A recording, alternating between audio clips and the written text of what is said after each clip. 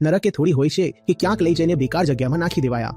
નરકનો અર્થ હોય છે એક વ્યર્થ ગયેલો દિવસ, એક એવો દિવસ જે તમારા બંધનોને તોડીને નથી ગયો. તે દિવસ નરક કહેવાય છે.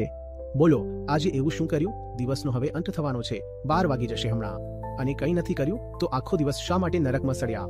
મૃતક જેવું કેમ નથી અનુભવ થતું? જો કંઈ એવું નથી કરી રહ્યા જે કરી શકાય જ નહીં, જે તમારી ઓકાત અને તમારી શક્તિની બહારનું હતું.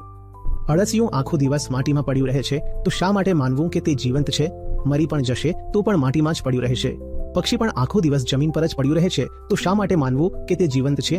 તે મરી પણ જશે તો પણ જમીન પર જ પડ્યું રહેશે. પક્ષી જીવંત ત્યારે છે ને જ્યારે પાંખો ફફડાવે. તમે બોલો, આજે કઈ ઉડાન ભરી, અને જો ઉડાન નથી ભરી, શા માટે મૃતક ન માનીએ?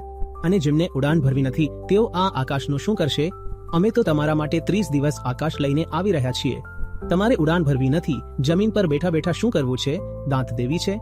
શું કર્યું આખો દિવસ જેમાં તૂટ્યા?